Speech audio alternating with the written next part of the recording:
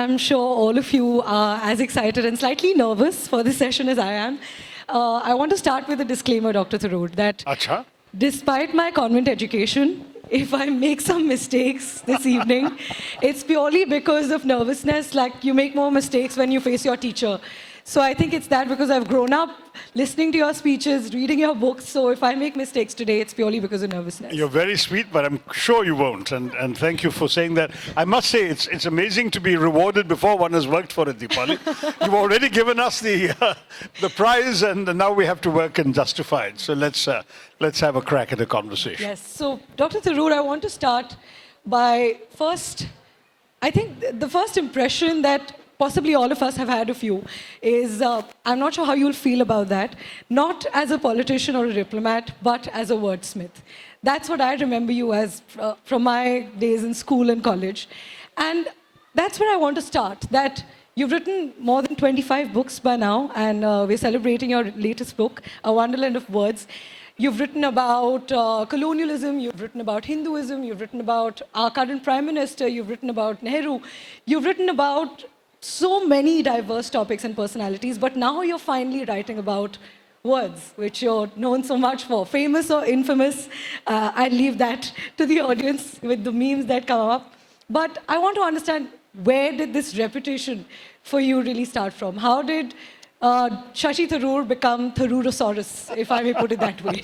You know, I don't think I deserve it, but anyway, it happened. And I think I can trace it back to a particular episode when, if I remember rightly, a rather nasty piece of television assassination was attempted on me. And I was so outraged that I issued a tweet describing this particular show as a farrago of distortions, misrepresentations, and outright lies, broadcast by an unprincipled showman masquerading as a journalist. This was my outrage at work, but I didn't really think I was using any words that people didn't know.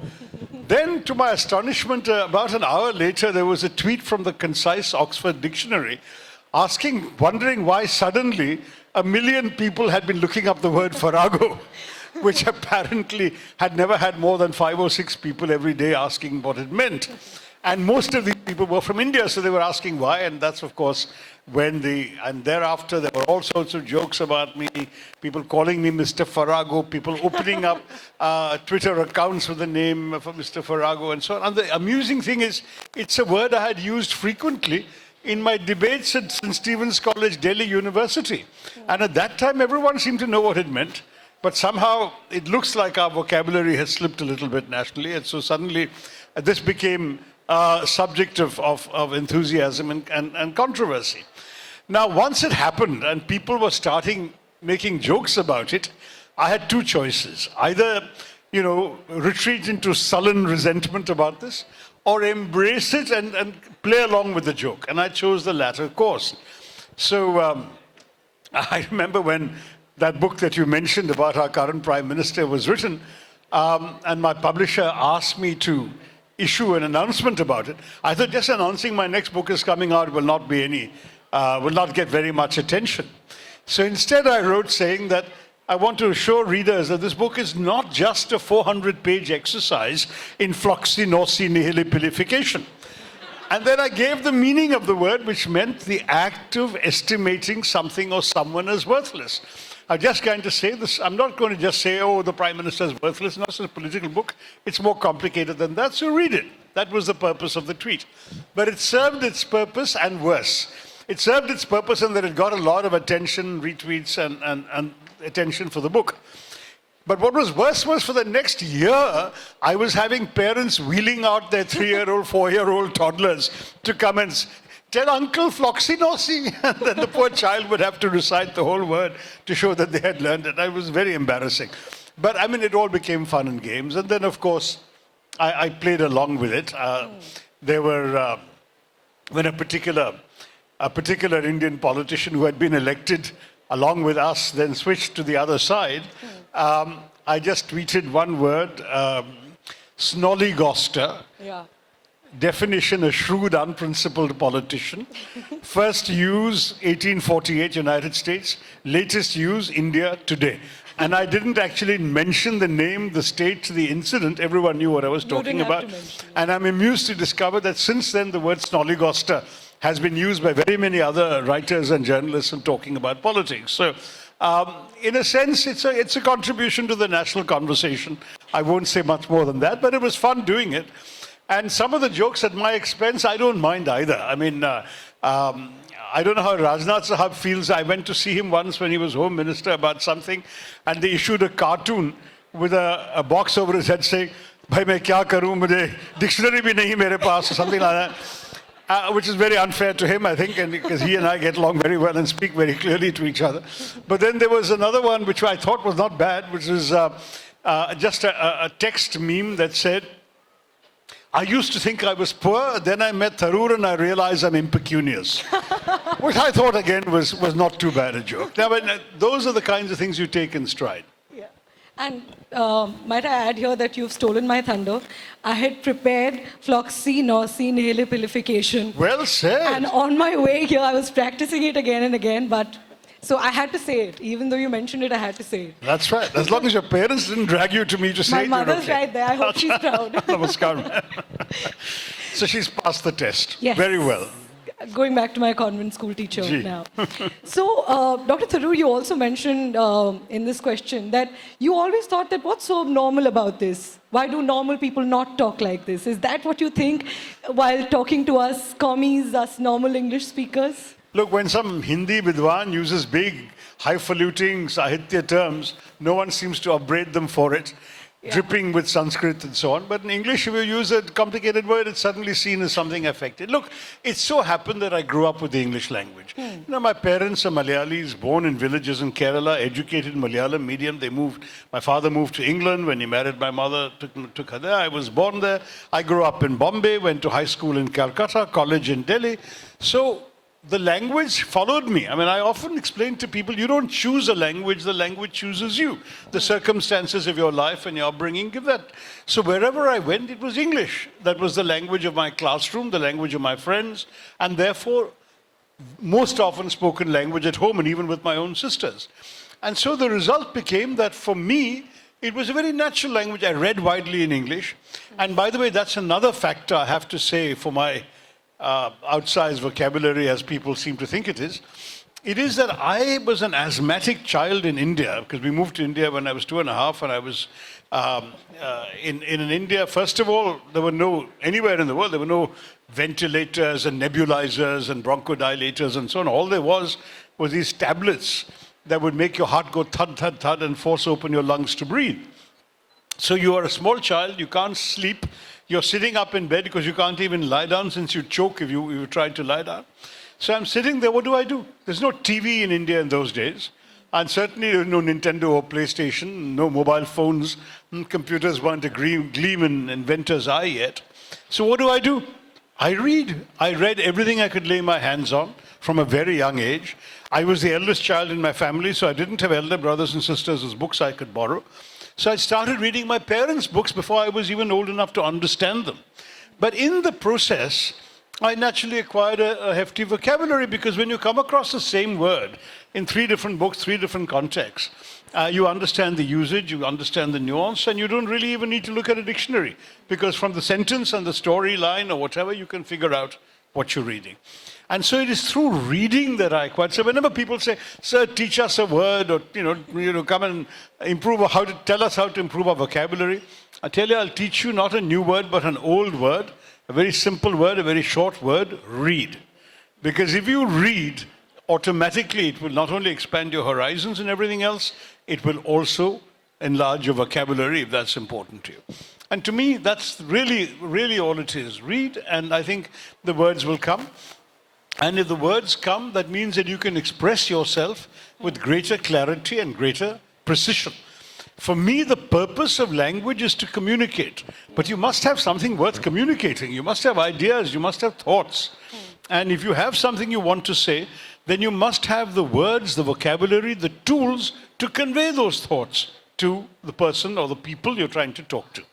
And that's where, because I have the words, I feel that I can usually be fairly confident that I have used precisely the word I intend to use to convey the thought or the idea or the emotion that I wish to convey. Right. So just to understand how far behind we are in the reading pace that you followed in your childhood, how many books would you read, let's say, in a month in your... No, as a child, I read like crazy. And in fact, there was one year, I think I was 12, when I was nuts enough, 12 or 13, to set myself a target. I said, I'm going to read 365 books this year. And I did, and I managed to finish them. 365 books, I'm just going to repeat Yeah, that. but I mean, it was a stupid thing to do. No, I'm not advising anyone to follow that example. So never read to a target. I want to particularly say to the younger people here, read for pleasure. Because I meet young parents all the time who come to me and say, oh, our kids are not interested in reading. Or somebody else says, my kid only reads school books for the homework and then they go off and play or they watch TV or they are on the computer. And my answer to them is, that's a great loss for them. And I'll tell you why. First of all, as far as reading is concerned, if you realize that reading is not only about school and class, it's a big win for you. One mother told me, oh, my son is only interested in football. I said, get him a book on football. There are books on football.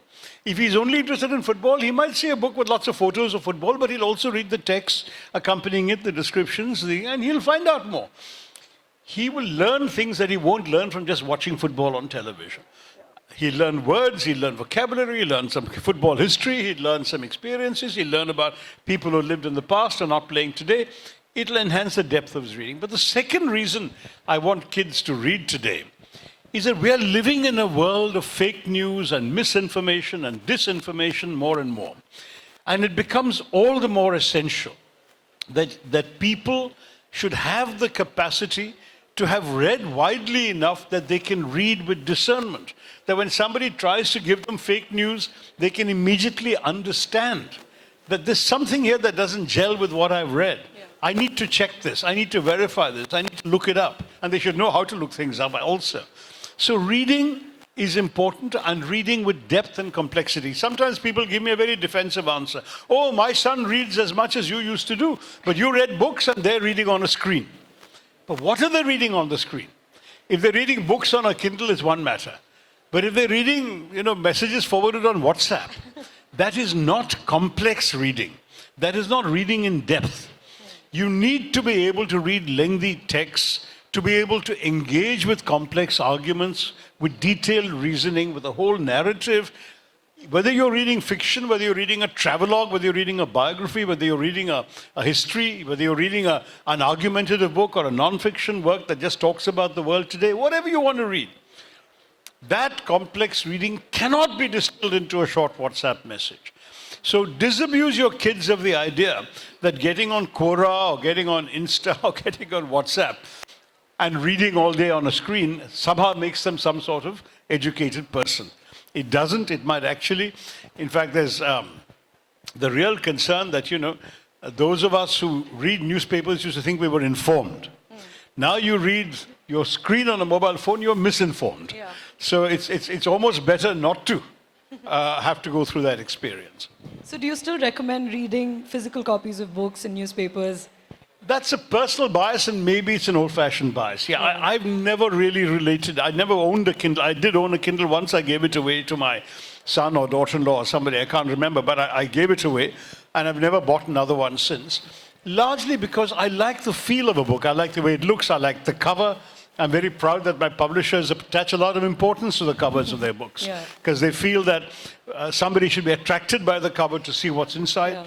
Yeah. I definitely find it attractive to hold a book, to turn the pages. I have a kind of visual memory. If I suddenly want to look up something I've read earlier, I will have a rough sense. Is it right-hand side page, left-hand side page, how many pages in? I can flip through the book and find it.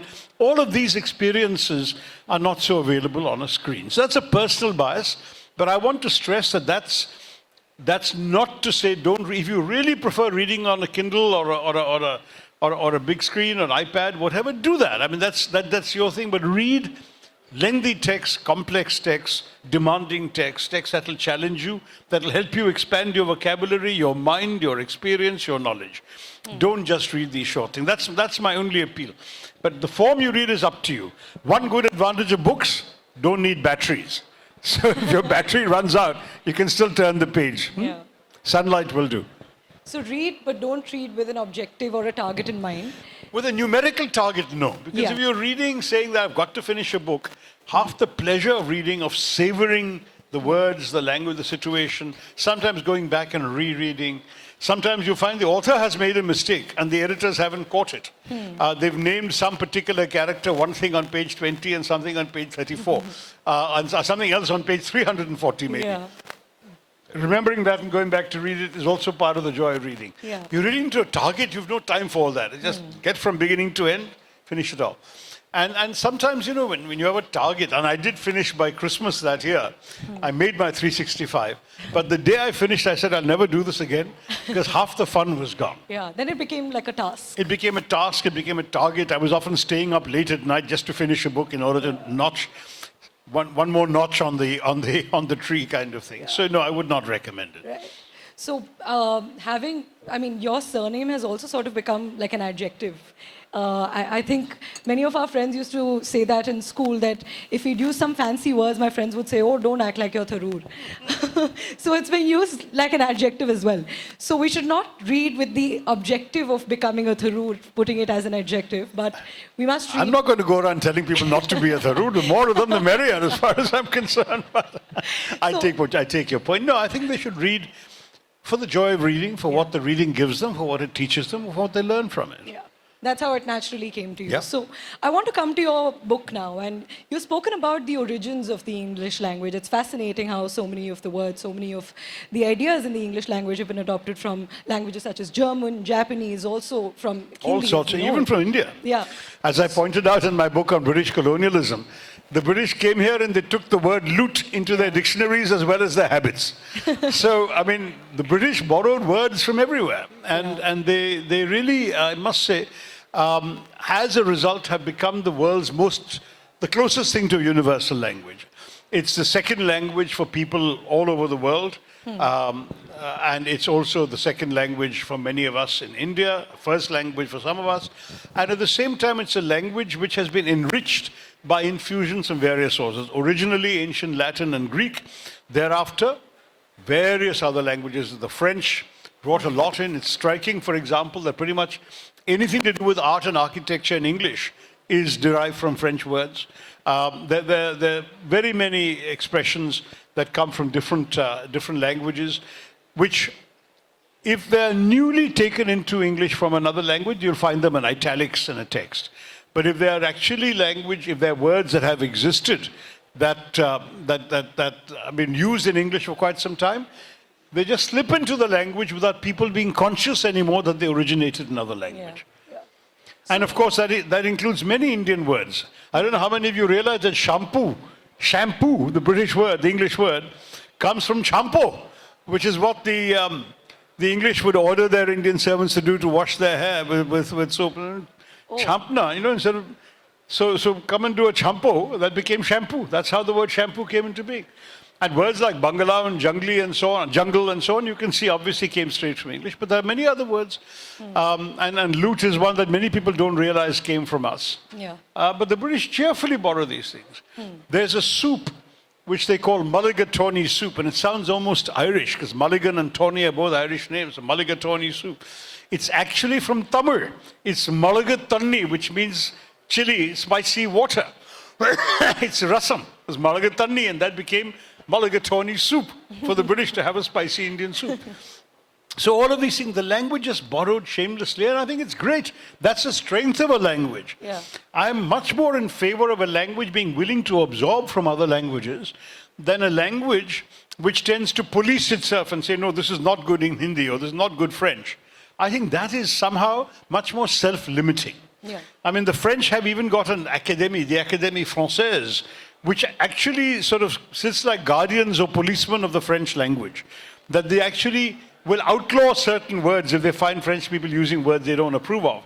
And they will, so when the French started saying the weekend, in the English word weekend is le weekend, they were told, no, you can't do that. It's la fin de semaine.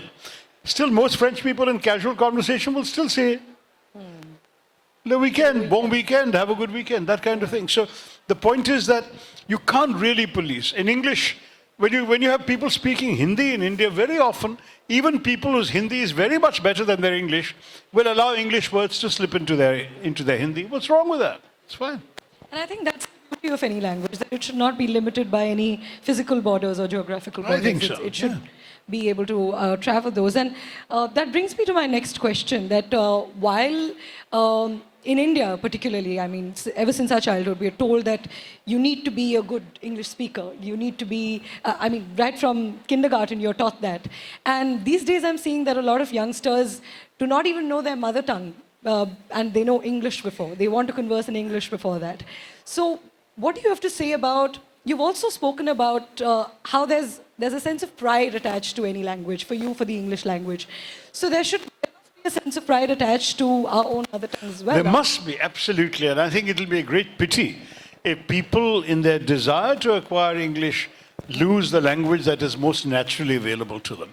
As I said, the circumstances of my life were unusual, and that's what led me to become principally in English. Imagine if I had been born in a Kerala village and grown up in Kerala, I might have been, I hope, just as sort of proud and fluent and extensive vocabulary kind of person in Malayalam as I am seen as being today in English. And the truth is that it doesn't matter which language it is. It's yours, make it yours. And it so happens, in my case, it was English, but there are very many others who, by artificially trying to learn a language that is not natural to them and which is not used in daily life.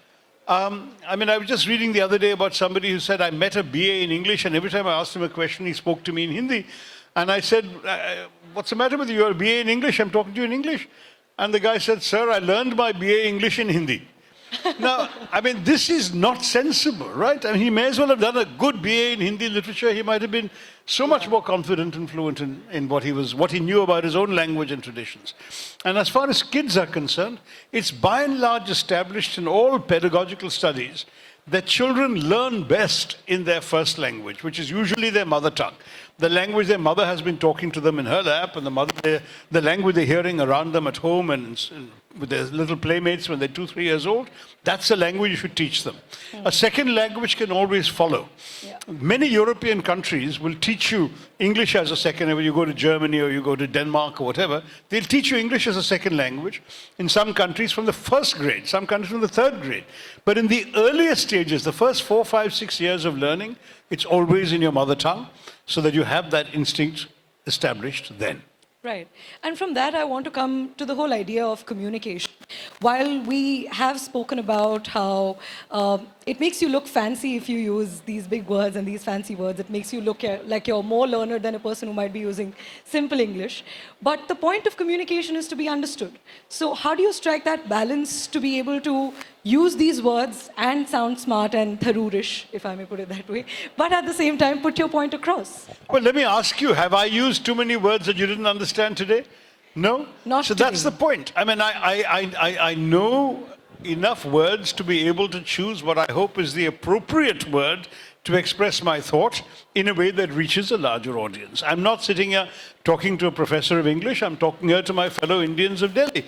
And I'm talking to you in that way. And remember that that's something which can come instinctively to all of us. We don't have to make much of an effort. The problem with those who self-consciously use words in order to impress is they might impress, but they don't get their thought across. And that's much worse. It's far more important, as you rightly said, Priyanshi, to use language to communicate, not to use language to impress. Impress in other ways. You know, lift weights or play the guitar. Play the guitar. Yeah. Singing is great to impress. But I think with words, communicate. Right, and that's where I want to come back to the book as well. You've also spoken about some authors whose books left an impact on you. P.G. Wodehouse, you've spoken about. Yeah, I'm a huge fan of Wodehouse. I don't know how many of you still read Wodehouse. P.G. Wodehouse is an English humorist of the last century who really was one of the funniest wielders of English prose imaginable. Just perfect ability to sort of write the most amusing sentences in the most precise way and with the right vocabulary and to have the right effect. He also wrote very comic novels full of zany plots, convoluted situations and lots of funny things, but always a happy ending. So for a young person like me, it was a great way to both have a lot of fun and at the same time learn to enjoy and savor the joys of the English language in the hands of a master.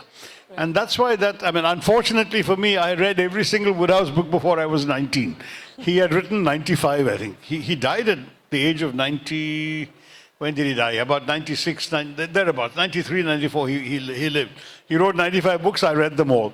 And thereafter, because I rarely had time to reread, I would very occasionally, so every few years, reread one Woodhouse just to give myself that treat of remembering why he had given me so much pleasure. And I think that's something I wish that more and more people had. I couldn't, sadly, infect my own children with this because each generation has its own tastes, I guess. And they read extensively, thank God, but they read other things. And they read genres that I never read. I never read fantasy fiction. I never read Tolkien and books about dragons and imaginary kingdoms.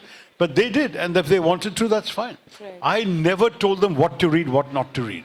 So I encouraged them to enjoy what I was enjoying. They would see me reading, but they went into their own things that they enjoyed when they were kids. Right.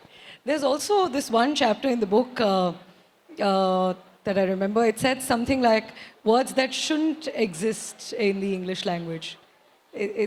No, words that should exist in English language but don't exist. There are, even in English with its very extensive vocabulary of 750,000 words, there still are thoughts for which there isn't an English word. I mean, I often use the example of a Malayalam word, which is etramate. In Malayalam, suppose Priyanshi tells me my friend is sitting there, and I say, where? And she might say, oh, in the 5th row. And I say, which one is he? I've got in which number position or in which particular seat is he sitting? And for her to get her to give me the answer, oh, he's the 7th person in the 5th row.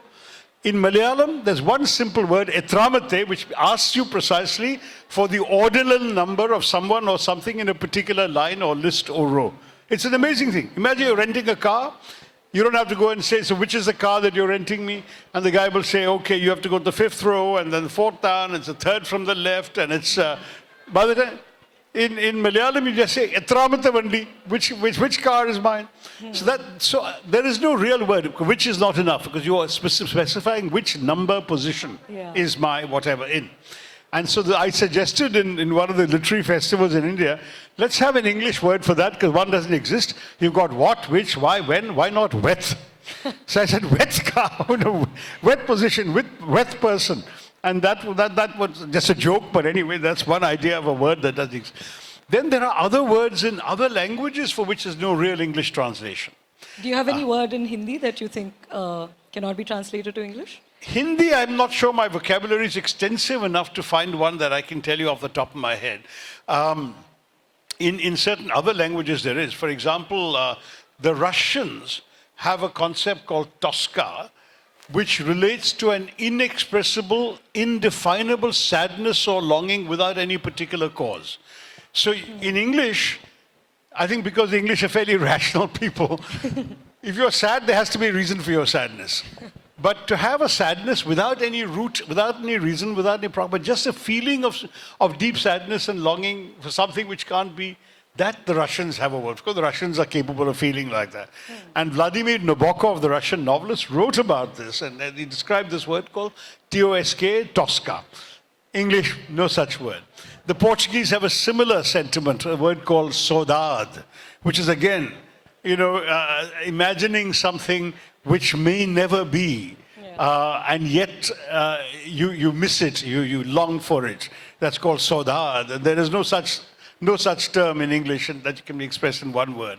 That kind of thing. I'm sure that people whose Hindi is better than mine will come up with a Hindi word for which there is no precise translation, because there's always things like that.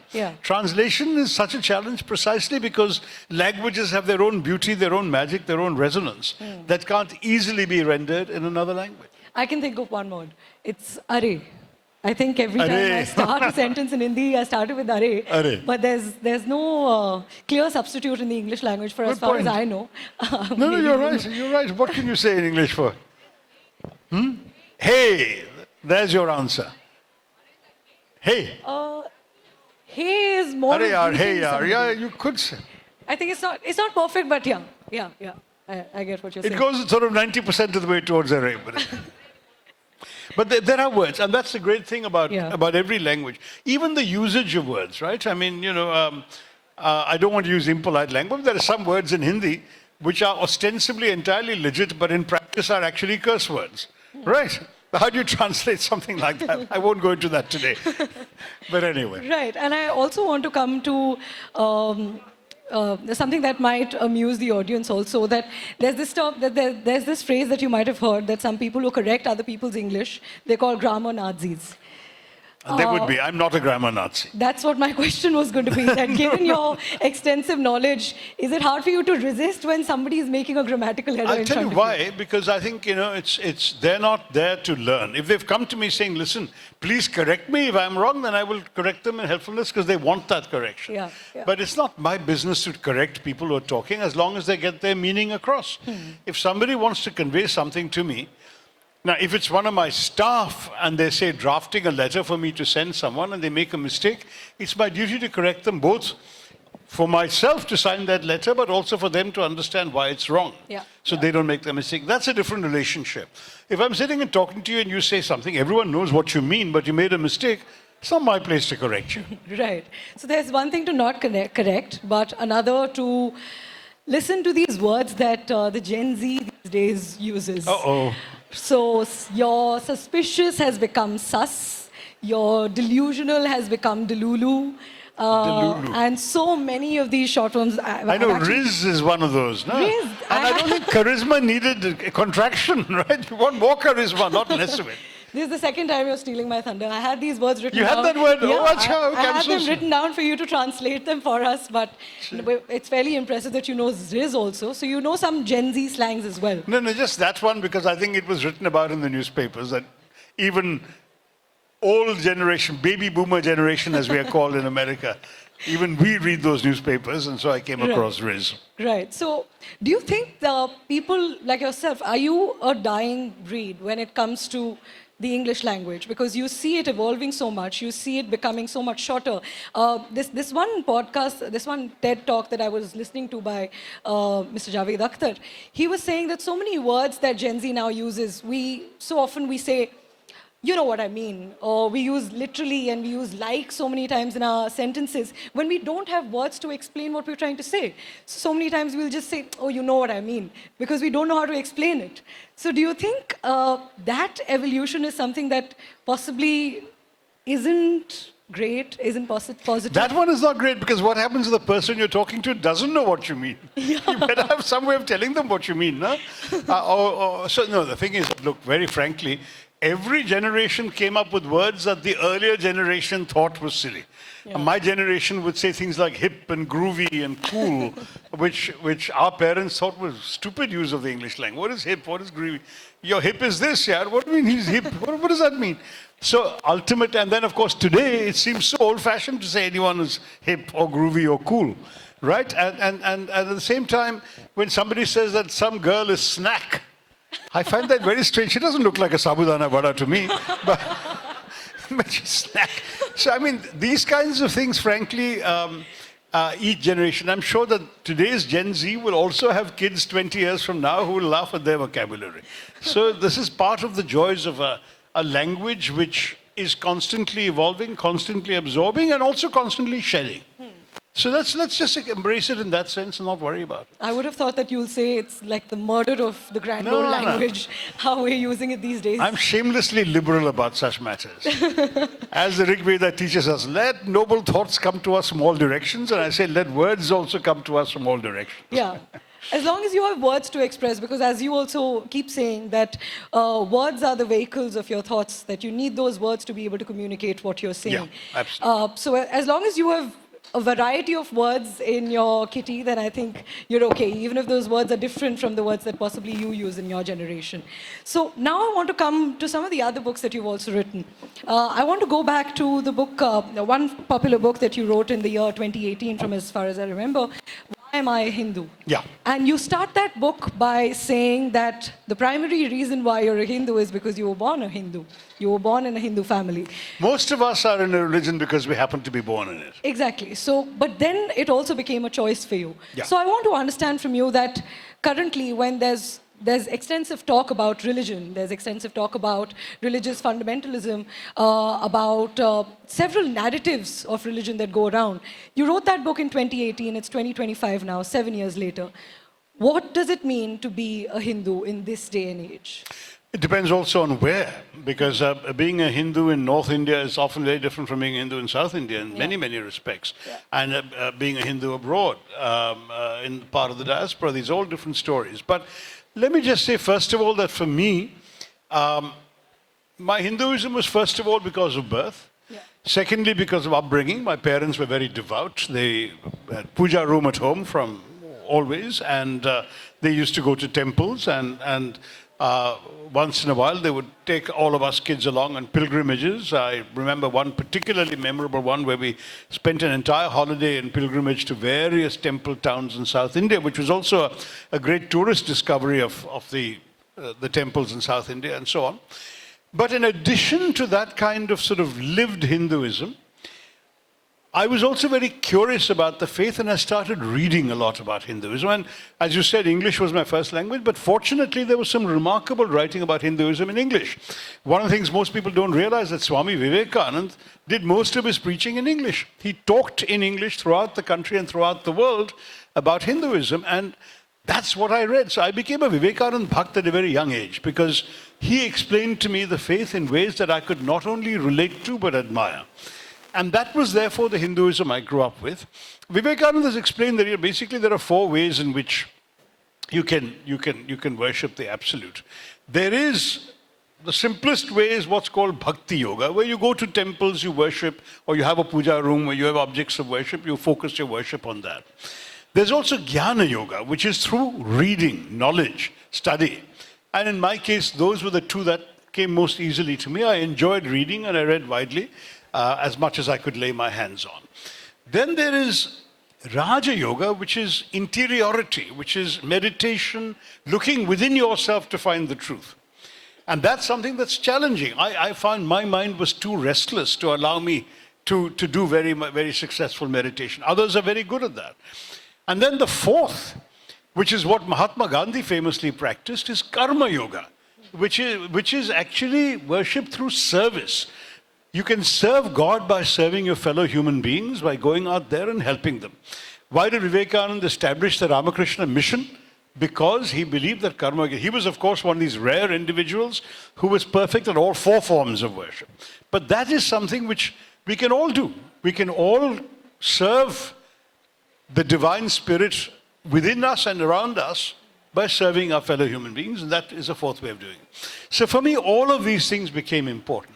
The other thing about Hinduism that was hugely important to me, again, Vivekananda taught us this, is that Hinduism is rather uniquely a religion that never claims to be the only true religion. Hinduism says that all ways of worship are equally valid. Vivekananda used to quote the Shiva Mahimna Stotram, which says that just as many rivers flow, some straight, some winding, some down hills through valleys and end up in the same sea, so also all forms of worship reach the same divine. So for him, he said, what you may know as Jesus, or he may know as Allah, or somebody else may call Jehovah, and I may call Vishnu or Shiva or Brahma, whatever, they're all the same thing. And that notion was to me very profound, and to me an insight of Hinduism that actually I found very welcoming in the kind of society we are in. I was growing up with friends of every faith and background. I went to school in Bombay, where you can imagine my classmates represented every faith you can imagine in India. I had friends coming home to play who were Christian, Parsi, Sikh, Muslim, even a Jew, as well as Hindu. And ultimately none of that mattered, because all ways of worship, Vivekananda taught me, is completely the same thing. And then I started reading more about the philosophy, the spiritual underpinnings, and it's fascinating to realize that the original concept of the divine in Hinduism is marked by 2 very amazing features. The first is incertitude. uncertainty. The creation myth, the creation hymn in the Rig Veda, the Nasadiya Sukta, asks towards the end of it, it says, so where did all this come from? What is this creation? Who made it? Only he in the heavens knows, or maybe even he does not know. But can you imagine a faith that is prepared to doubt the omniscience of the Creator? And that's because the Creator is unknowable. If you read more and more of Hinduism, you find these fascinating insights. The old idea of Hinduism of God is that God is essentially the Nirguna Brahman. That is, a Brahman, that is the universal spirit that suffuses the cosmos, without qualities, Nirguna. No shape, no form, no smell, no sound, no gender, no shape, no voice, nothing. Could be a spark in the sky. But then after a few centuries of Hindu practice, the rishis began to realize that this was not enough for ordinary people. People needed something to focus their worship on.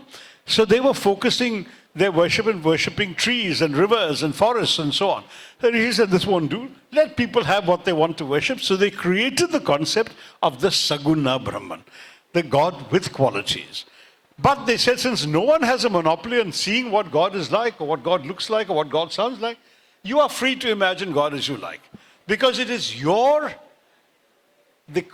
imagination needs the crutch of something you can visualize and ascribe characteristics to in order to worship it. And so people were free to imagine God. You want to imagine God as a 10-armed woman riding a tiger? Fine. You want to imagine God as an elephant-headed man with a pot belly sitting down next to a mouse and writing on a tablet? That's fine too. But by the same logic, for the same philosophy, if you want to imagine God as a bleeding man suffering on a cross, that's equally acceptable. And that is something which is very special to me about Hinduism, which I found incredibly welcoming. I could greet my friends of other faiths without being burdened by the feeling that I was embarked on the right path that they had all somehow missed. I was not brought up to believe that only I would go to heaven and they were going to rot in the fires of damnation. And that, again, to my mind, was essential in a multi-religious society like ours, where we all have to live together and we all have to dream the same dreams together. Right. So this is why it was so special to me, Priyanshi, to answer your question. And that is the Hinduism I grew up practicing. Yeah. Vivekananda would also say that the Hindu never lights the fires of inquisition. Meaning that the Hindu does not go around bashing other people and telling them to be like him. Because he does not have the monopoly of the truth. He actually said in his famous address in Chicago in 1893, he said, I'm proud to speak to you on behalf of a faith which has taught the world not just tolerance but acceptance. Now I read this as a teenager and I was totally thrown because I was going to school history class, we were learning that tolerance is a virtue. A tolerant king is a good king because he's allowing you to believe things you don't believe, right? That he doesn't believe. But then the more I thought about why Vivekananda said this, and the more I dwelt on it, the more I realized that what he was telling us is that tolerance is actually not such a virtue. It's a very patronizing idea. What is the tolerance king saying? He's saying, I have the truth. You are in error, but I will magnanimously indulge you in your right to be wrong. That's all the tolerant king is saying. Whereas what the Hindu says, according to Vivekananda, is, I believe I have the truth, you believe you have the truth, I will respect your truth, please respect my truth. And that, to my mind, was a phenomenal prescription for living in a multi-religious society once again. Right. It is a prescription that says that the greatest truth is that which admits the possible existence of other truths. And so you all find your own truth, some inside you, some in a temple, some in a synagogue, some in a mosque, some in a gurdwara. Doesn't matter. They're all truths, they're all ways of stretching our hands out to this absolute Brahman. Now, if that strikes you as a very simple philosophy, in essence it is. Now, obviously, over thousands of years of practice, various other things have been added to it, and there are variations and there are things that... But one of the great beauties of Hinduism is you can choose what you like. There are no prescriptions. Yeah. We are an amazing faith because we don't have a Hindu Pope, we don't have a Hindu catechism, we don't have a Hindu Sunday. Because you can worship on any of the 7 days of the week. You can choose your Ishta Devta and worship on that day. You can actually worship all 7 days if you want to, right? We don't have any of these things that says you have to do A, B, C, and D to be a good Hindu. So you can be a Hindu and say, I don't believe in the caste system. I don't. But I'm considering myself very proud to be a Hindu. You can be a Hindu and say that I like the Gita, but I don't accept the Manusmriti. Many Hindus believe that way. That's entirely up to you. Even Adi Shankara, 1,000 years ago, actually chose a limited number of Hindu texts to deliver his bhashyas on. Why? Because he said there are too many texts. We have so many texts in our faith. We are a faith, I said, not only of doubt and uncertainty, but of tremendous, when the Chinese talked about let 1,000 flowers bloom, we had millions of flowers blooming in Hindu faith and philosophy. So he said, I will choose these following texts, these Upanishads, this Gita, these things, and I will give you my explanations of what Hinduism is all about from that. That's how he revived a Hinduism, which at that time was in danger of being eclipsed by Buddhism. So it's a very interesting kind of history that Hinduism has, that it has all this behind it. It's the world's oldest continuing civilization and the oldest continuing religious faith and practice. But it has evolved, it has absorbed, it has accommodated, it has adjusted, it has been selective, it has taken, rejected, all of this. And it lets you have the individual luxury as an individual Hindu to choose how you want to believe, how you want to worship, how you want to live. You beautifully put it, that Hinduism is accepting, it's tolerant, it's secular, it's free, and I think we must always keep reminding ourselves of that. Secular is actually an odd word. I've written about this many years ago. Because secular in any English language dictionary is about distancing yourself from religion. Yeah. That's impossible for the Hindu, that's impossible for all Indians, because we live with religion all the time. And in fact, even when we say namaste or namaskar, we are actually honoring the divine in the other person. So if divinity is everywhere, if we are all sharing the same Atman and we are all part of this aspiration to merge into the ultimately the same Brahman, we cannot be away from religion. Which is why secularism, dharma nirpekshata is a troubling concept for many.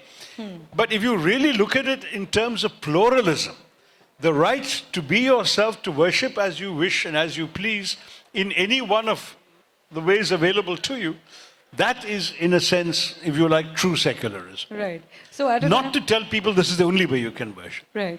So at a time when there are narratives on fundamentalism, on extremism, I think it's extremely important to remember these root characteristics of this beautiful religion that we get to call ours. And I think when you said that the religion is so free for people to practice the way they want to practice it, I was born in a very religious family myself, but I could choose that I don't believe in idol worship, and I could make that choice. For somebody, it's practicing their faith if they go to the Mahaprabhu. Arya Samajis don't believe in idol worship. They're also Hindus. Yeah, for somebody, it's practicing their faith if they go to the Sangam, take a holy dip, currently That's right. You can choose not to go to the Kumbh Mela and you can still be a good Hindu. Right. You can. It's entirely up to you. Yeah. You can believe in karma, as you pointed out, and you can just practice your faith by doing good deeds. That's right. And in fact, then it gets very complicated about the belief in reincarnation, because there's some who believe very much that the purpose of this life is to be reborn. Amartya Sen, the economist, used to joke that as a Hindu, he says, if you're a good economist in this life, you'll be reborn as a physicist. If you're a bad economist, you'll be reborn as a sociologist. So now that you've mentioned this, I also want to talk to you about, I can't not talk to you about the word Hindu.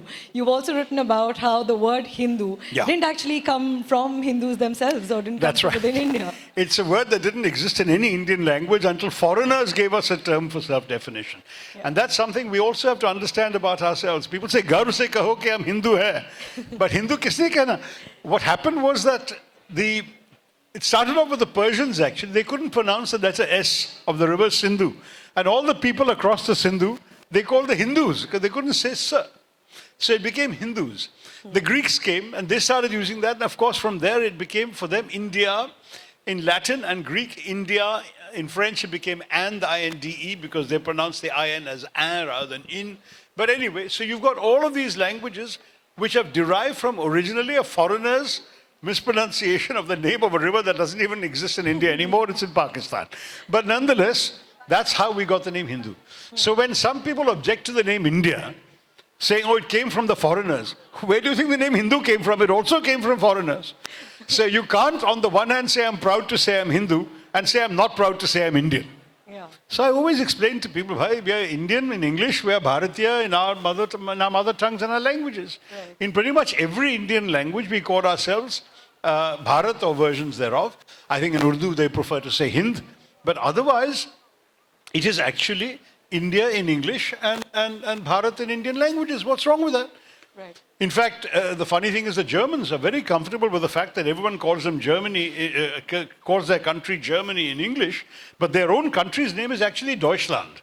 Imagine if we insisted that in English you got to say Deutschland. Makes no sense, right? There is a word for that country in English. Similarly, the French have a totally different word for Deutschland. It's Allemagne. Doesn't sound like Deutschland at all. But that's what the French call it. So, I mean, the Germans have the acknowledgement that even their country and therefore their language actually has got other names in other languages.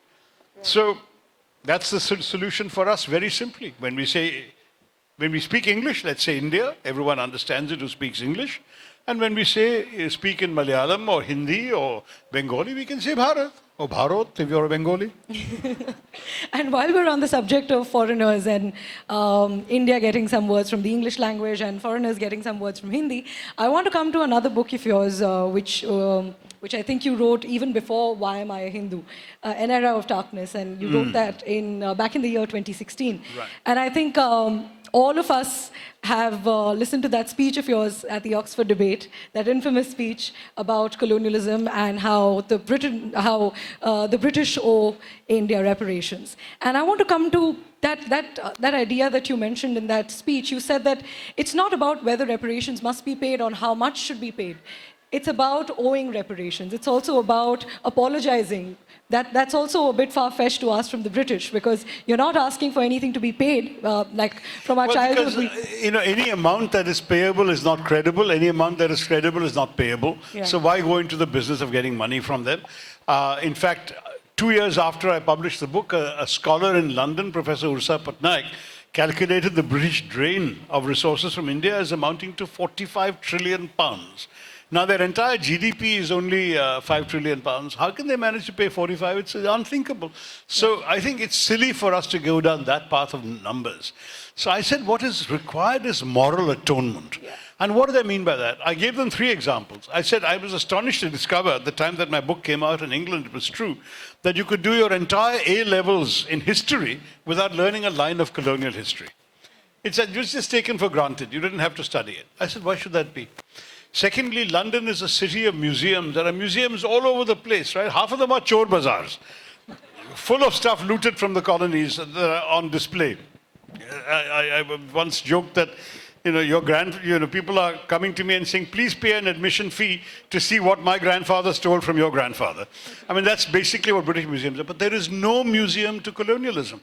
The only one that comes close is the Imperial War Museum. What it does is celebrate British colonial imperial victories. It doesn't have any acknowledgement of the experience and lives and sufferings of people who were their subjects during the colonial era. So I said, create a museum. Why don't you do that? And third, I said, as you rightly pointed out, I said, why don't you also just say sorry? Apologize for all the wrongs that were done. I was particularly stung because the British minister, about the same time they said this, that England is the only country that has nothing to be ashamed of in the 20th century. And I said, excuse me? Jallianwala Bagh happened in the 20th century, right? You shot and killed 1373 unarmed women and children, defenseless, and you say nothing to apologize for? What's the matter with you? And of course, they gassed the Iraqis, the Mesopotamian gassing. They conducted atrocities and massacres in so many other countries, in Malaya, in Ireland, and of course, we know all the stuff that happened in our country. I said, how can you say you've nothing? So I said, let the British acknowledge that they have something to apologize for. And what happened was when I said this, and I said it not only in India, I said it in England, and I said it when I was on tour with my book at that time. The then British High Commissioner here took me aside at the party and said, Shashi, you're never going to get your apology, because if we apologize to you, we'll have to apologize to 150 countries. So I smiled at him and said, number one, no harm in doing that if you need to, but I said it's not the same thing. I said, you don't need to apologize to Singapore. You took a barren rock and made a country out of it that's prospering today.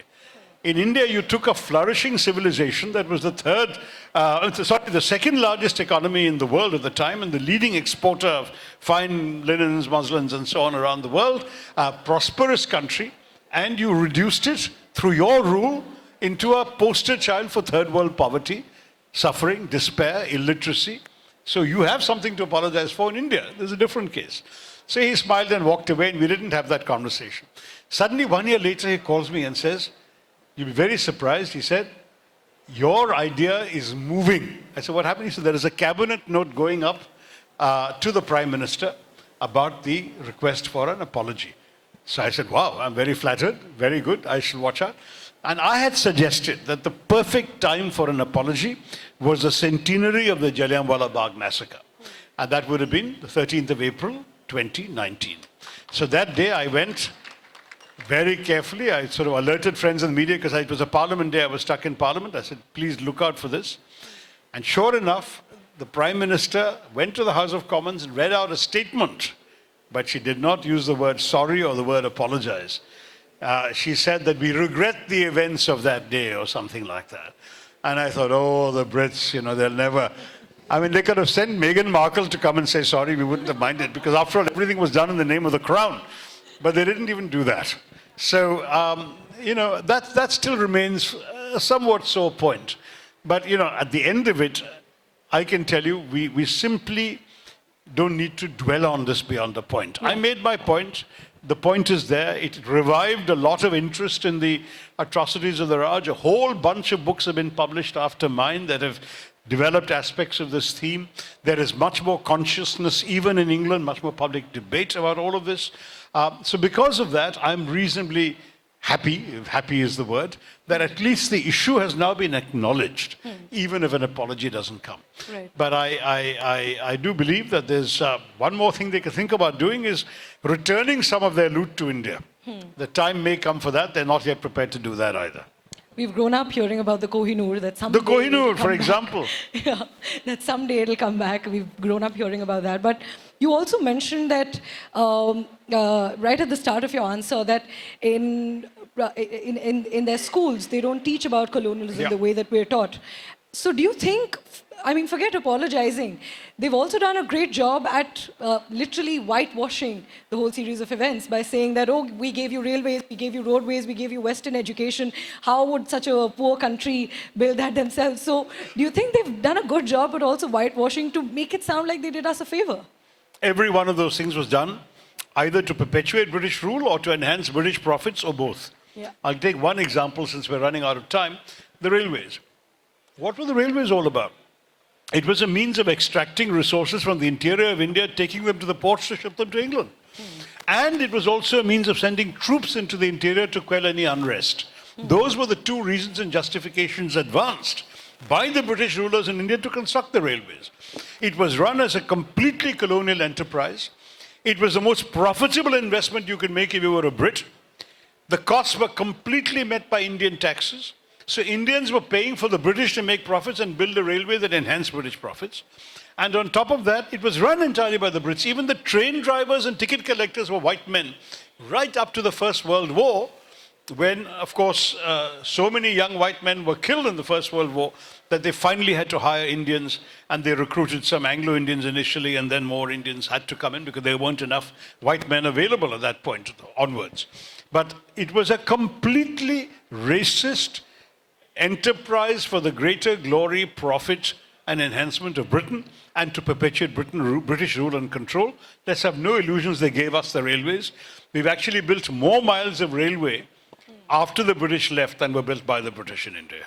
Right.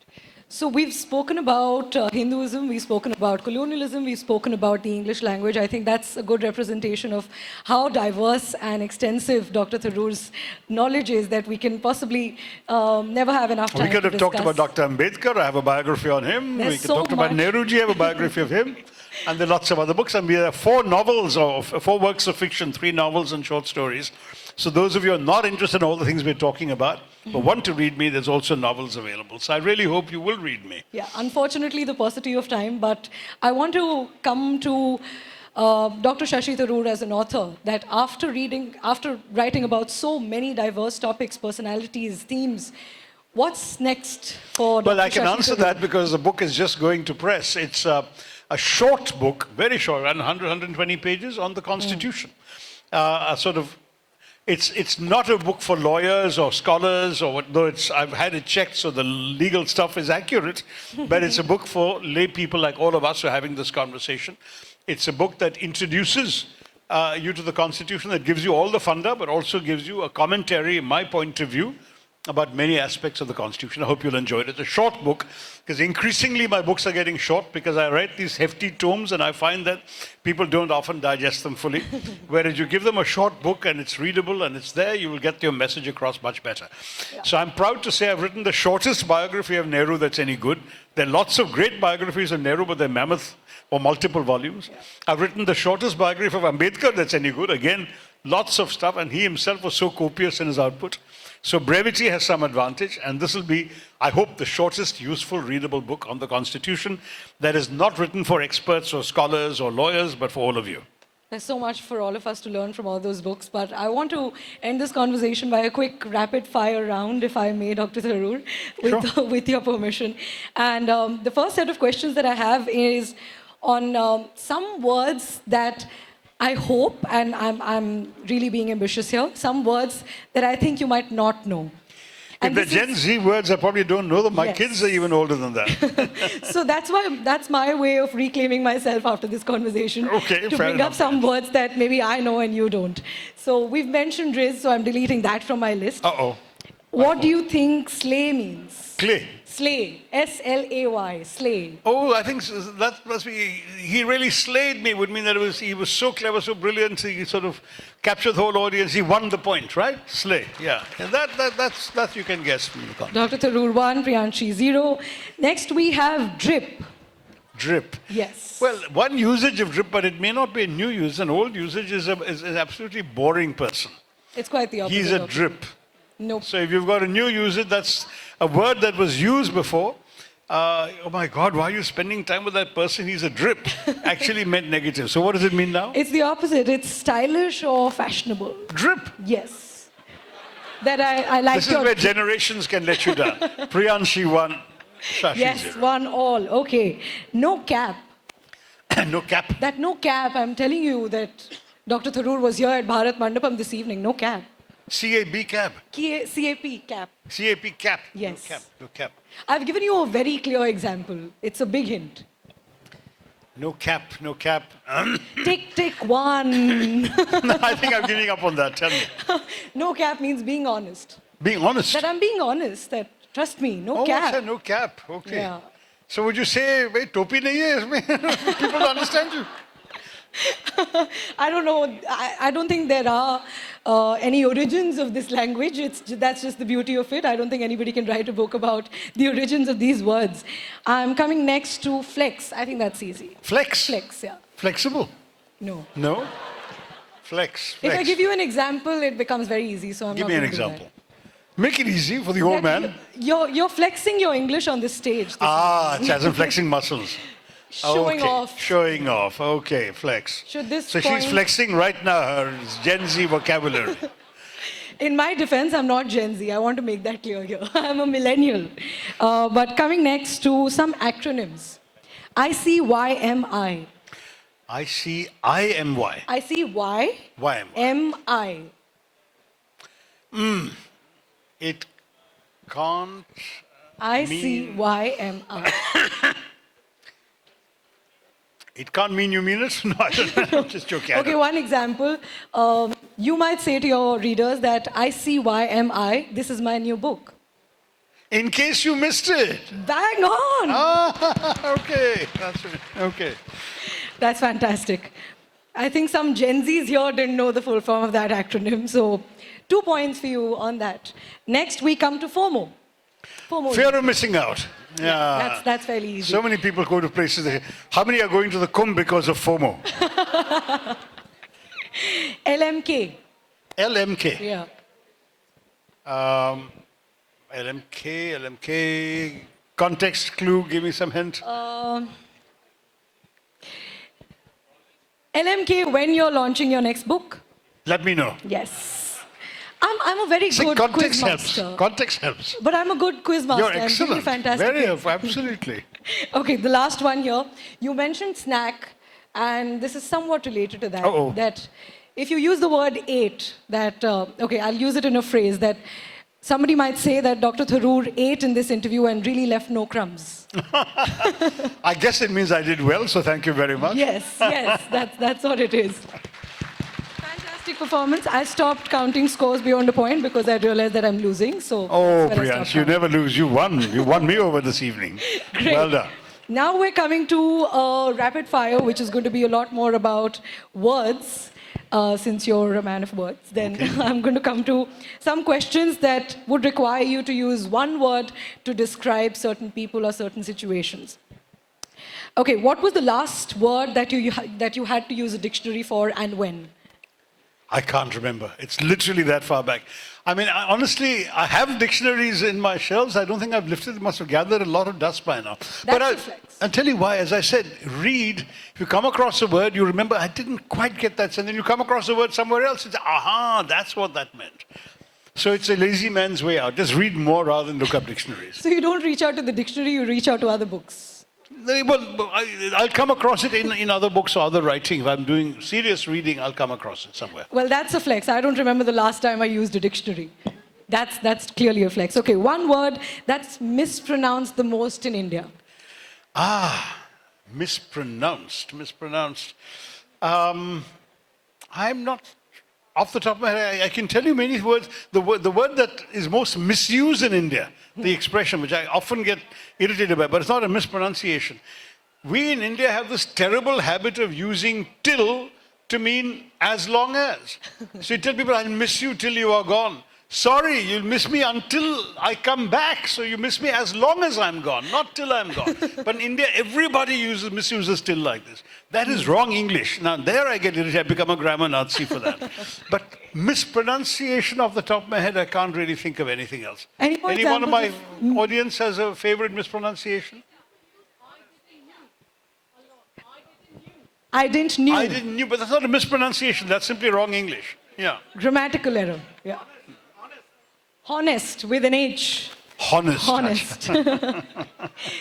Yeah. The pronunciation of the H becomes even worse because in English, for example, you say herb, but the Americans say herb. Whereas in English, only a Cockney, who's not very well educated, would say herb. Yeah. So it depends on whether you grew up with learning English from somebody who learned English or somebody who learned American. Yeah. Increasingly, we have the influence of American in India. Yeah. So some of the American pronunciations also coming in and confusing people. That's why a lot of people these days say herbal tea. Herbal tea is actually odd to the ear of an English person, but perfectly normal to an American person. Right. For the English person, you've got to say herbal tea. Any more misused or abused word that you can misuses, there are plenty. I mean, I read my chapter on this, on Indianisms in A Wonderland of Words. I actually defend Indianisms, but I also say we have to understand there are some kinds of usage which are ours and which we can celebrate and are acceptable, but there are some which are just wrong. I gave you one example of it. There are a few like that we tend to do. And then, of course, some of our usages reveal our culture. I mean, one of the great questions only an Indian can ask when you talk about your brothers, is he your real brother? I mean, a Westerner, is he accusing you of having imaginary siblings? No, Baba, he wants to know if he's a cousin brother or real brother. Because in the Western world, no one says cousin brother or cousin sister. So if you say brother, it means same parents. I mean, you're your brother. But in India, your real brother? No, my cousin brother. Acha, theek. So what's the Western equivalent of saying a cousin or a real brother? Just say cousin. He's my cousin. Your brother is your real brother by default. Absolutely. And your cousin is a cousin. Exactly. Okay.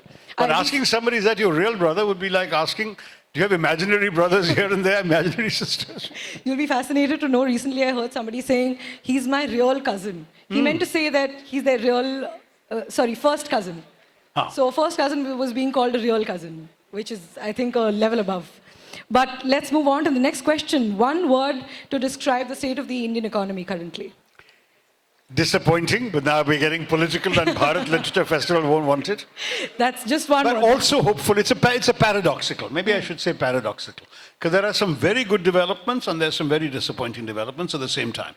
And you know what they are. I mean, we have severe unemployment, we have inflation, we have problems affecting the ordinary person. Yeah. And at the same time, you have the soaring tech stack and the growth of the digital public infrastructure, UPI payments, all of those. So It's paradoxical. Right. That's why we kept this question to one word, but knowing Mr. Tharoor, no question can be answered with one word. One word, paradoxical. All right. One word to describe Shashi Tharoor. If I say anything, the answer will be another one word that will be immodest, so I won't say it. No, I mean, look, I hope I think of myself as a human being with a number of responses to the world, some of which I express in my writing, some of which I express in my speeches, some of which I express in my work. So I'm all of that. So what can I say? I'm sort of... Yeah, are you at a loss of words, Dr. Tharoor? Only when it comes to himself. Yeah, finding one word. I mean, I think the problem is I'm too immodest or too vain to accept that I can be reduced to one word. One word. She says erudite, how sweet of her. But an erudite person is somebody who's learned a lot.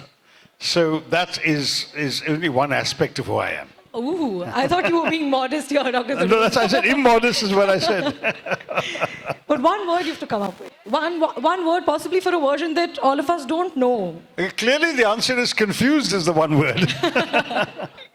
We'll take that for an answer. Your most used word, other than perhaps. I see you using perhaps a lot in every sentence. Yeah, I think I'll probably say perhaps because of this Hindu incertitude, you know. I say perhaps in order not to sound as if I'm speaking in absolute certitude. Yeah. Perhaps. But the other word that I'm fond of using and that I wish we'd all use more, because I loved it in college and again, not too many occasions thereafter, is defenestrate. Defenestrate literally means to throw out of the window. But the metaphorical usage is to reject, to discard. So, you know, you can defenestrate someone. You can defenestrate a friend, far better than unfriending someone. You can defenestrate an opponent. You can defeat an opponent in elections. I defenestrated him. Whatever. So it's a word with multiple usage. You don't literally have to throw someone out of the window to make that metaphorical point. I'm taking that word out of this conversation. Great. And I think that can be used to intimidate your opponents in any You'll competition. defenestrate your opponent with that word. Yes, that's correct. Moving on to the next question now. One word you think should be deleted from the Oxford Dictionary. Deleted. I mean, something hate that's that word. You so can't stand it. overused Yes. that we're just sick of it. What would you all vote for? Paradigm shift, she says. No, I think one word that honestly I wish people wouldn't use because it's so banal is the word nice. You ask somebody how was it, they say nice. I mean, it says nothing about anything, right? Delete nice. Don't use it. Say something more precise. Yeah. Say Nice is something fairly, describing. Yeah, nice is such a bland word. Drop it. it's fairly indifferent that you don't feel much. Exactly. Would you like to tell us a better way of responding? Depends on what you want to say. It can be good, it can be attractive, it can be impactful, it can be inspiring. Why not just nice? Nice. All right. We've learned some more words here. And a Gen Z slang that you recently learned about, apart from snack and the ones that we just enlightened you on, other than those, are there any I more? just don't move around enough with Gen Z people. I should be spending more time with these young people in the front row, and then I'll tell you. So, what words do you like to use that I should have heard? Fleek? Fleek, like your hair's on fleek. Yeah. That's quite And she's on fleek today? Okay. That's We my probably should compliment. wrap up. It's now Yeah. getting on a bit late. Yes. Your favorite book till date?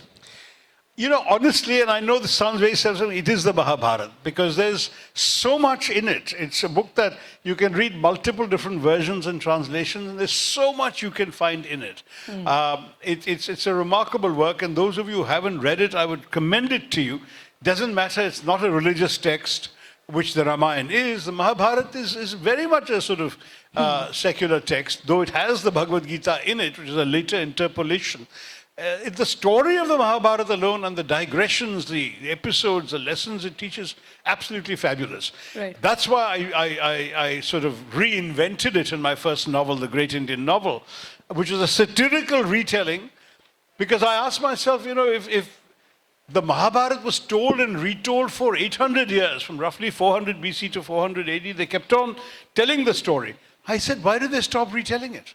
And then why is it that the kind of story got frozen? So what happens if in the 20th century we were still retelling the Mahabharata? Because what was happening, they were inserting stories of the great events of their times. So the Kurukshetra battle came into the Mahabharata. And the Gita was later put in because there was a desire to impart the philosophy of that. So Right. similarly, what would you say? I invented a cantankerous old politician in his dotage and in his anecdotage called Ved Vyas, who is dictating his memoirs to a South Indian secretary called Ganapati, who comes in to take dictation, dragging his enormous trunk behind him. But that's a trunk containing his clothes, because this is a 20th century novel. But such are the secular users of Indian divinity. Right. And anyway, so I told the story in that way. I essentially used episodes, characters, anecdotes, even philosophies from the Mahabharata into a retelling of the story of 20th century India, from the British days to the then present, which is about the 1980s. And I did so in a satirical vein.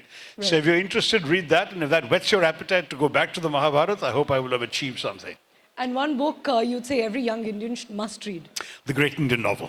Now, I'll tell you, what really satisfies me, more than almost anything else, I do book signings a lot at book fairs and festivals, and very often, what gratifies me is to see young people who weren't even born when the book first came out, clutching a copy and telling me how much it meant to them. Yeah. For me, that is the biggest vindication. Right. So I'd be wonderfully happy if young people read that book simply because it meant a lot to me when I wrote it. And I'm so happy to discover it can still mean so much to young people. So I want more of them to read it. Right. Slightly different category of questions now. Would you rather never speak in English or leave politics forever? No, I think leaving politics is not that difficult a choice, honestly. It's not an easy profession, it's an exhausting, demanding, and not always rewarding profession. Yeah. If you do it honestly, which I've tried to do all my life. Yeah. So you'd leave politics. Yeah. I can't not speak English because it's the only language I speak that well. Yeah. If Shakespeare and Chanakya were in two different rooms, you had to choose one. Which one would you enter? Aye, that's a very tough choice. I want to meet them both. You have to I'll choose one. try and enter one to persuade the guy to come with me to the other room. Which one would you reach out to first? You can't maneuver your way through this question. Well, my English is better than my Sanskrit, so maybe Chanakya would have to wait for me to catch. But of course, nowadays with AI translators, I can probably understand both of them, whatever language they You speak. really don't want to give one clear answer to this. Okay, No. we'll move on with that. If you could have dinner with any... See, that's the other thing. In Hinduism, we don't feel we have to choose one or the other. We are in a non-binary world. It doesn't have to be yes or no. So if you could have dinner with any three authors or leaders, dead or alive, who would they be? Well, one of them has to be Woodhouse, for the reason I mentioned to you. I would very much have enjoyed meeting a certain author, and I know this is going to come across as political, Jawaharlal Nehru, because he had quite an extraordinary mind. I mean, the books he wrote in prison, to my mind, showed an extraordinary mind. Very often he had no research material, no notes. It was all that he remembered from his own reading and his own study, and that was remarkable. I think he'd be fascinating. And I also have read that he was a great teller of anecdotes and stories. He used to imitate people. He was apparently, until quite late in life, he was just a great conversationalist. So that would be a very interesting person, the second one. And the third one has to be a woman, because obviously, you can't have a dinner conversation with just two men. That'll be too boring. So I think one would have to find, amongst the very many interesting women in history, again, language would potentially be a barrier, but one person that I think I'd be very, very interested in knowing more about would be Catherine the Great of Russia, who wasn't Russian, and who married into Russia, became this magnificent empress and created this gigantic empire and transformed this country into something astonishing. But at the end, came a crop, and the question is why and what made her tick. She'd be a very interesting person to talk to. Right. But if language were to be a consideration, then Queen Elizabeth is not too bad either. The first one, the old one, the one who ruled for decades and who also ruled in the era of Shakespeare. Right. So you might even get Shakespeare to come along on the side.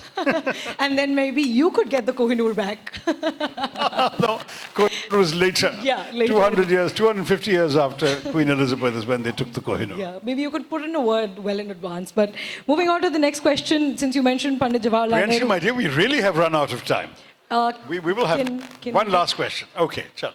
I have a few more questions. If you have time, Can we take 5 more minutes of yours? Okay, let's compromise on 2 questions, then we'll wrap up. All right. Since you mentioned Pandit Jawaharlal Nehru, would you rather debate with Winston Churchill or have tea with Jawaharlal Nehru? Again, both. But no, I'd enjoyed debating with Winston Churchill because I think in many ways the guy was brilliant. So I'm sure that it'll be a challenge, and I enjoy challenges. But at the same time, my point of view is about the world and about everything else is so different from his that I think it would really be a debate. Right. Tea with Jawaharlal Nehru in the circumstance, and again, Jawaharlal Nehru, what age? I think I'd like to catch Jawaharlal Nehru at his peak. Say Jawaharlal Nehru of the 30s, 40s or 50s. Great. Perhaps by the time he'd been wearied by being Prime Minister for a dozen years, it would have been a different Jawaharlal Nehru. Right. But by the way, he did famously, I met a Sri Lankan academic who, as a 17-year-old student, wrote to Nehru and received an invitation to come and have a meal with him in Tinmurti Bhavan. And this boy was sent by his parents, and he came and he had said it was the most remarkable conversation he'd had when this elder Indian Prime Minister talked to this 17-year-old Sri Lankan boy and talked to him about his feelings, experiences, answered all his questions.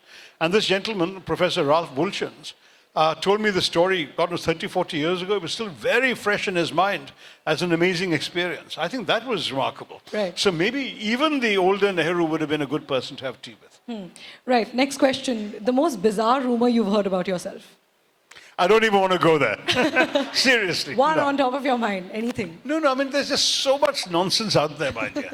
Honestly, I mean, I'd rather not go there. And of course, thanks to WhatsApp, you'll even have friends forwarding this nonsense to you. So no, I'd rather not go there. But the one thing I will say about stuff forwarded about me, if ever people forward you these so stupid sort of Diwali greetings and so on, made up of gibberish words, long, pointless words saying, Shashi Tharoor sent me a Diwali greeting. Tell them, no, he didn't. All I would say would be Happy Diwali. Okay? So I would never send those stupid greetings out. Right. Now, one of our last questions, the best advice you've gotten till date and the worst. Now, let me give some best advice for those who want advice. I'm not usually one who gives advice because people don't usually ask me for it. But if they do, I would say the best advice I can give you is to be the best you that you can be. In other words, no one else can be you. So know yourself, know what you are, who you are, what you're good at, what you care about, what makes you tick, what makes you happy, and then work on that. Be the best of that you can be. You can't be someone else, and don't try. The greatest frustrations in life come from trying to be something you're not or trying to be someone you're not. Be the best you can be, and you will be a happier human being, and you'll be a better contributor to our society and to our country by just being the best that you can be. It doesn't matter in what. And the second piece of advice is to teachers, because I'm very frequently asked to address universities and academic institutions. I always tell them, do not teach young people what to think. Teach them how to think. This what to think is already out of date, because the world is evolving now at such a dizzyingly rapid pace that what you teach today may be out of date tomorrow, and what they need to know day after when they start working maybe something that doesn't exist today. In fact, there was a study by the Oxford Martin School 2 or 3 years ago that said that 30% of the jobs in the world in 2030 will be jobs that don't exist today. Today was 3 years ago, but I'm just saying it's already true, right? All these jobs coming up in AI didn't exist when the Oxford Martin School wrote that report. Yeah. So just like that, let's be prepared for a world where you have to think afresh. But that means what? If you've been trained how to think, how to grasp unfamiliar facts and data and learn how to approach them, not by mugging up dates, not by mugging up formulae, not by mugging up algorithms or whatever, just by learning how to approach things, then you'll be prepared for a world in which new things are coming at you all the time. So teach people not what to think, but how to think. Those are my 2 bits of advice for the evening. On that note, I want to thank you all very much. You've been a fantastic audience. Thank you for listening. One word for this conversation. That's where we close it. Memorable. It was delightful and memorable. Thank you so much. Thank you very much, Dr. Tharoor. It's been an absolute honor.